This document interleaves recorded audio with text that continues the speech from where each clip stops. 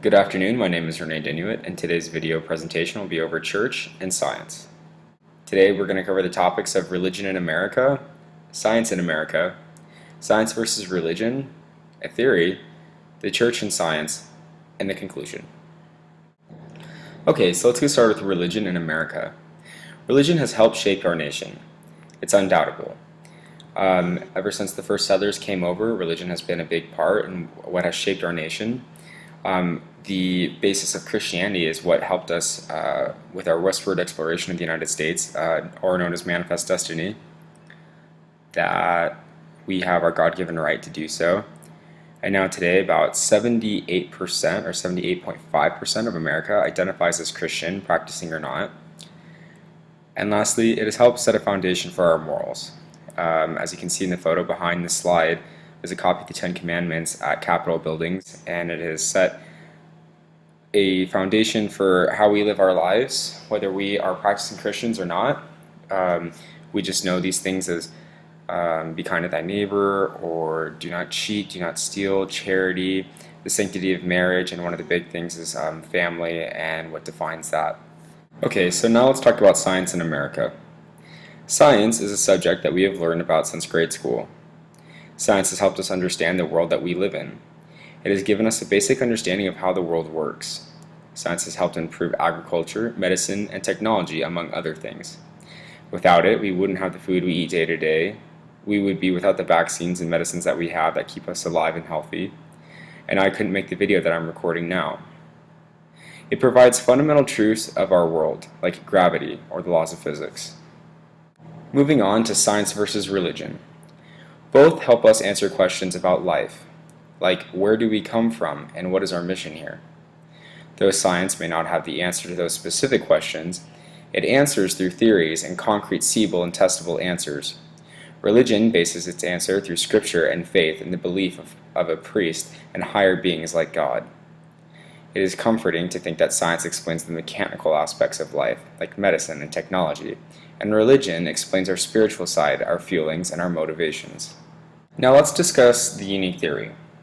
A theory that suggests a direct correlation between scientific discoveries and the restoration of the gospel of Jesus Christ. But first, let's just explain the gospel of Jesus Christ. So, the gospel that I'm referring to in this presentation is the one that comes from the Church of Jesus Christ of Latter-day Saints. A brief history about that church. It was founded April 16, 1830 by Joseph Smith in upstate New York. Claims that he restored the gospel of Jesus Christ to the famous golden tablets, and today the church is 15 million members strong. This painting is a depiction of the Father and the Son explaining the restoration of the gospel of Jesus Christ to Joseph Smith. A theory continued. While scientific discoveries have been happening since the 1600s, there was a rapid increase in the late 1700s and early 1800s, about the same time that the church was officially organized in the restoration that came to be from the Church of Jesus Christ of Latter-day Saints. The third prophet of the church, John Taylor, stated, "Science sets in motion the mighty wheels of useful engines," suggesting that the restoration brought with it new momentum to propel us through the latter days being the days before the second coming of Jesus Christ, which is basically the whole motivation behind the Mormon church, is so that we can perfect ourselves before we meet the Father and the Son again.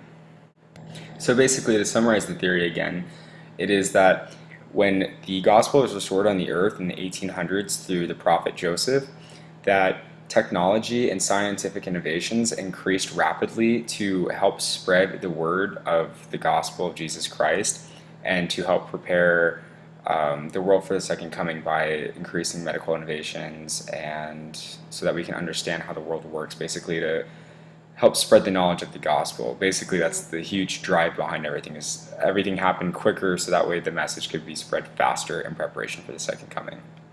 So the church and science. Now, the reason the church was chosen for this theory, and that this theory even exists, is because the church has a very welcoming acceptance of science that isn't really found in other Christian religions. As the first bullet says, the church welcoming acceptance of science applies to the theory that God has a hand in all things, which is something that Mormons do believe in, that God has a hand in all things and that everything does happen for a reason. The former prophet Brigham Young, the famous prophet Brigham Young, like the university, he's seen there on the right, states, "Our religion will not clash with or contradict the facts of science."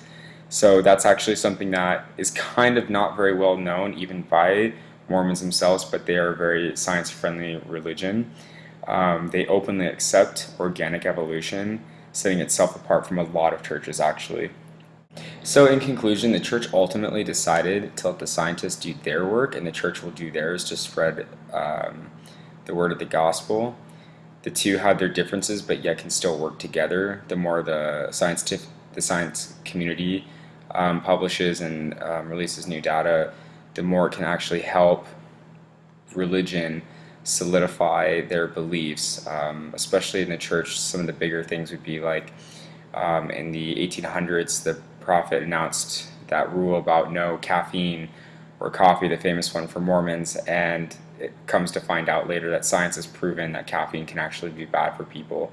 That's one thing that the church uses in its benefits, along with a lot of other things, but that's also where this theory comes from.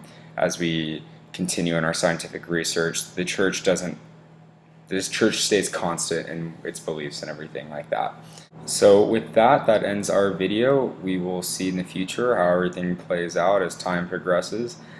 Again, my name is Rene Denuit, and I thank you and have a nice day.